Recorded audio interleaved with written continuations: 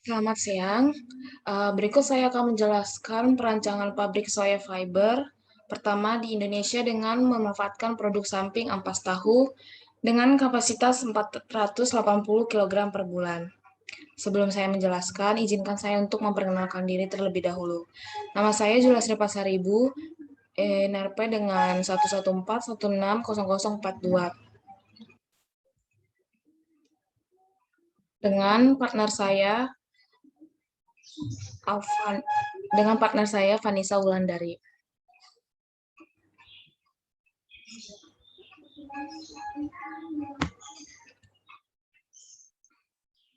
Yang pertama, saya akan menjelaskan tentang identifikasi peluang investasi.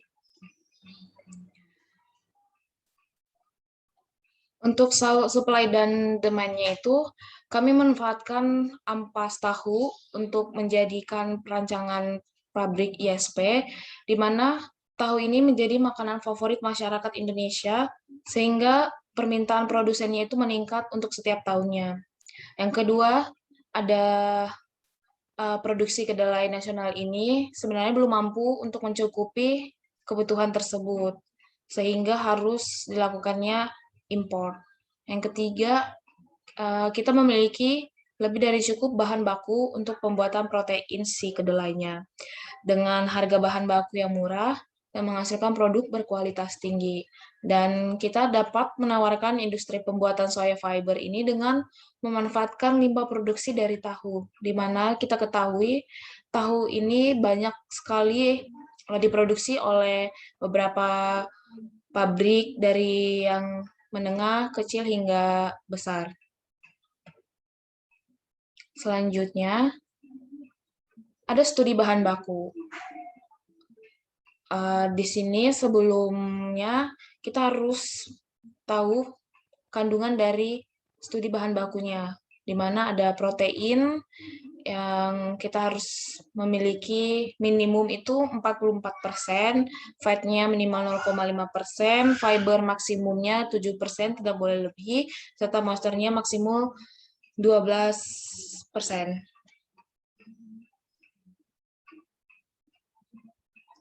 Dan setelah menjadi ISP ini, ada beberapa kandungan yang terdapat pada ISP, yaitu ada protein, moisture, HS atau dry, TPC, coliform, dan salmonella. Yang ketiga ada studi kompetitor. Ketergantungan terhadap impor soya fiber ini dikarenakan di Indonesia belum adanya industri pembuatan protein kedelai. Seperti yang kita tahu, sebenarnya industri pengolahan kedelai di Indonesia itu sebenarnya cukup banyak, tetapi masih banyak yang tidak mampu untuk memproduksi kedelai nasional yang memenuhi kebutuhan dalam negeri, sehingga Indonesia harus mengimpor kedelai dalam jumlah yang besar. Dengan melimpahnya industri pengolahan kedelai, maka Indonesia akan memiliki lebih dari cukup bahan baku untuk pembuatan soya fiber. Dan di sini akan kita lakukan strategi persaingan untuk mendapatkan keuntungan tersendiri dan memiliki pasar yang potensial, baik dia di dalam negeri maupun di luar negeri.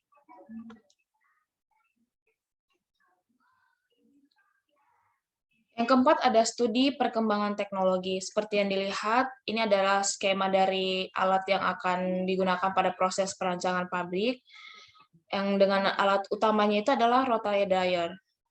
Pada proses perancangan soya fiber dari ampas tahu ini, kami tidak menggunakan pelarut yang berbahaya, sehingga tidak akan menimbulkan masalah limbah dan akan menghasilkan produk dengan kualitas yang sangat bagus dan nilai tambah yang ramah terhadap lingkungan. Teknologi yang akan digunakan dalam perancangan pabrik ini yaitu menggunakan metode rotary dryer.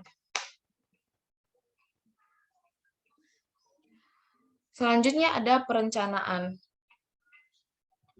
Di sini ada beberapa tahap perencanaan yang akan saya jelaskan, dan seperti dilihat di layar, ini adalah skema proses dari alat pembuatan pabrik perancangan soya fibernya.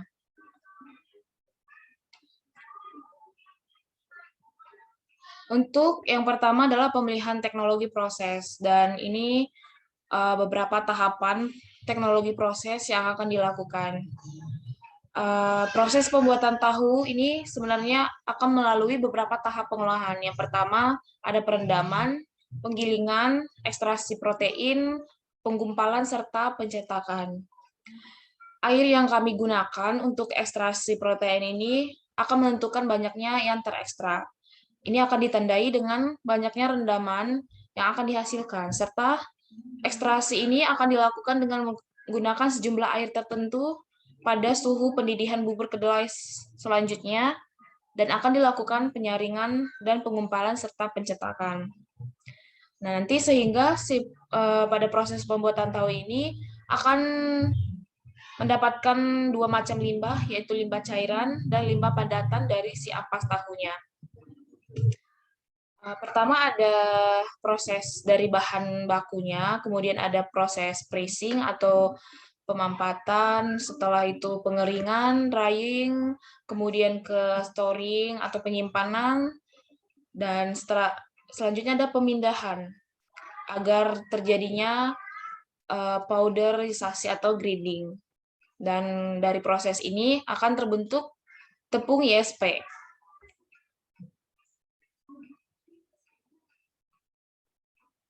Untuk yang kedua ada langkah perancangan alat. Dari yang tadi skema ini ada beberapa proses untuk perancangan alat ini.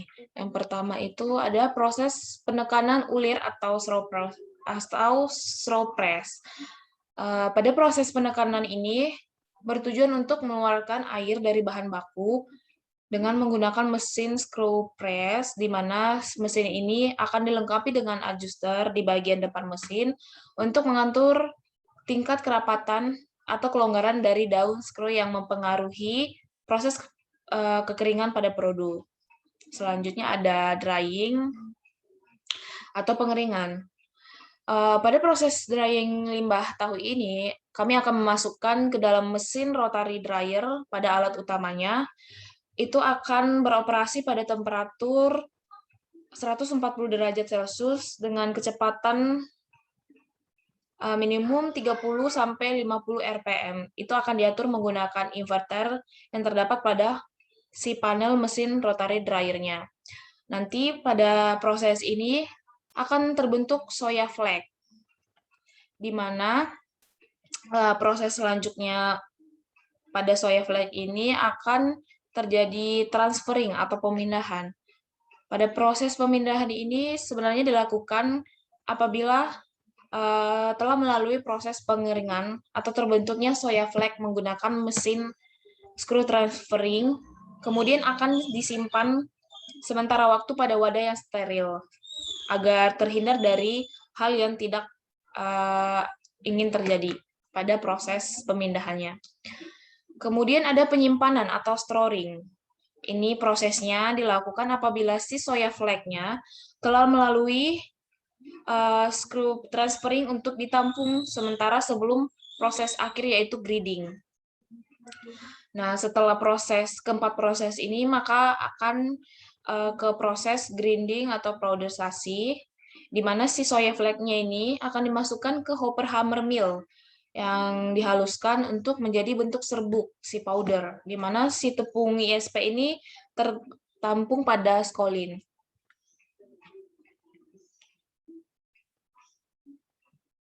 Untuk yang ketiga ada langkah utilitas dan pengolahan limbah. Sebenarnya untuk kebutuhan utilitas ini merupakan sarana penunjang kegiatan operasional sebuah pabrik agar dapat berjalan dengan baik.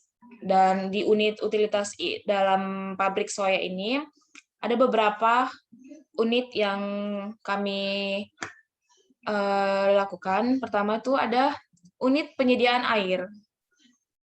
Di sini air digunakan adalah tentunya harus air yang bersih yang berasal dari PDAM yang telah diolah sesuai peraturan yang berlaku melalui serangkaian proses pengolahan air, sehingga nanti dapat langsung dialirkan menuju bak penampung air bersih pabrik gelatin dan dapat didistribusikan untuk keperluan pabrik.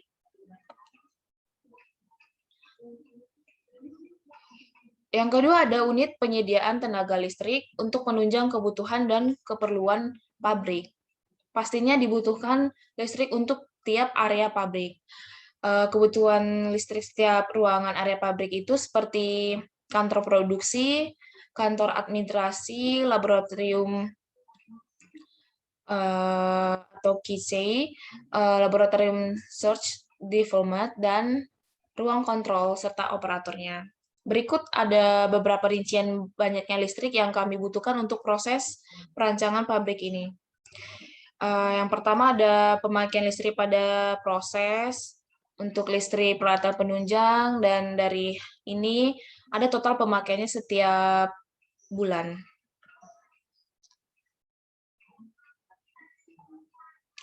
Yang ketiga ada unit kebutuhan bahan bakar kebutuhan pada pabrik gelatin ini. Dibutuhkan untuk unit generator yang berfungsi untuk membangkitkan listrik apabila terjadi pemadaman. Ini adalah satu hal yang sangat perlu diperhatikan dalam proses pembuatan pabrik ini. Dengan rincian banyaknya bahan bakar yang dibutuhkan dapat dilihat pada tabel ini. Dan yang keempat ada sistem pengolahan limbah. Itu terdiri dari bak pengendapan, itu ada di bak 1, bak storage, bak 2, drum filter 1, 2, dan 3.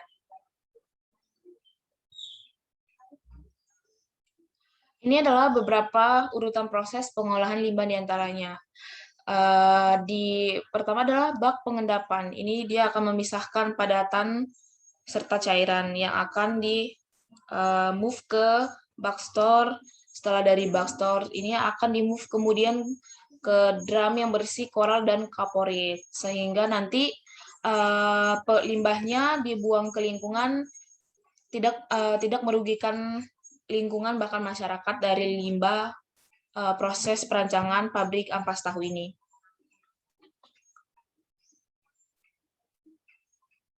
Kemudian ada evaluasi. Yang pertama ada analisis ekonomi. Minimum payback period ini atau MPP ini adalah jangka waktu minimum pengembalian modal investasi. Pengembaliannya ini berdasarkan laba bersih ditambah biaya penyusutan yang biasanya disebut dengan NFC atau net cash flow. Perhitungan MPP ini dilakukan dengan cara menjumlahkan laba bersih dengan depresiasi setiap tahunnya, sehingga nanti akan memberikan jumlah yang sama dengan jumlah total modal di investasinya. Nanti berdasarkan hasil analisa ini dapat didapatkan nilai MPP selama 4-5 tahun. Dengan IRR-nya adalah tingkat suku bunga pinjaman dalam persen pada net cash flow.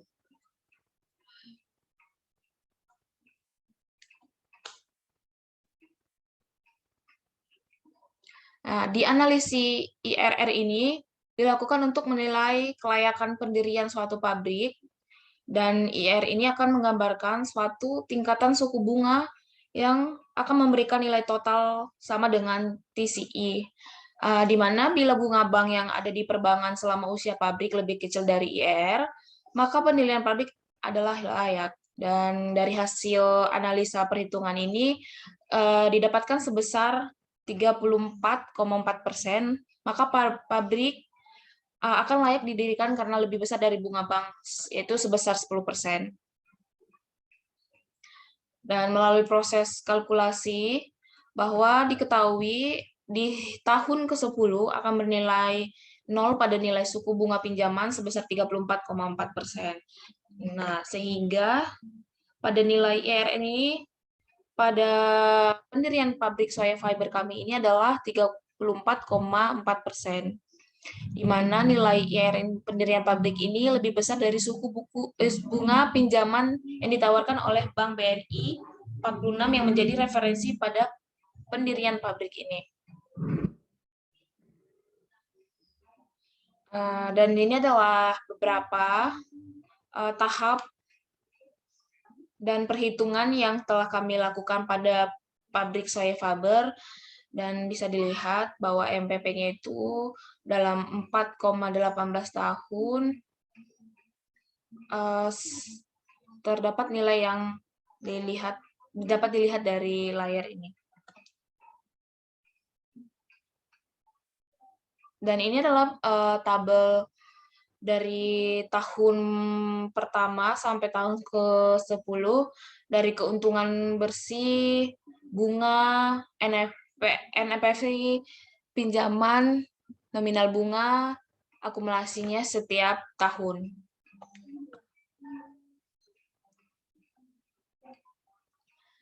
Dari beberapa yang sudah saya jelaskan bahwa pada perancangan pabrik soya fiber ini dengan bahan baku ampas tahu, dapat saya simpulkan dan kita simpulkan dari data yang dibutuhkan untuk memproduksi bahan baku dari ampas tahu menjadi soya fiber, dibutuhkan pemilihan proses teknologi yang tepat berdasarkan literatur, serta merancang alat proses dan utilitasnya dengan baik, sehingga dapat digunakan pada industri produksi soya fiber dari limbah ampas tahu yang ada di Indonesia, sehingga nantinya pabrik ini akan layak didirikan untuk pertama kalinya di Indonesia. Terima kasih. Kurang lebihnya mohon maaf dan selamat siang.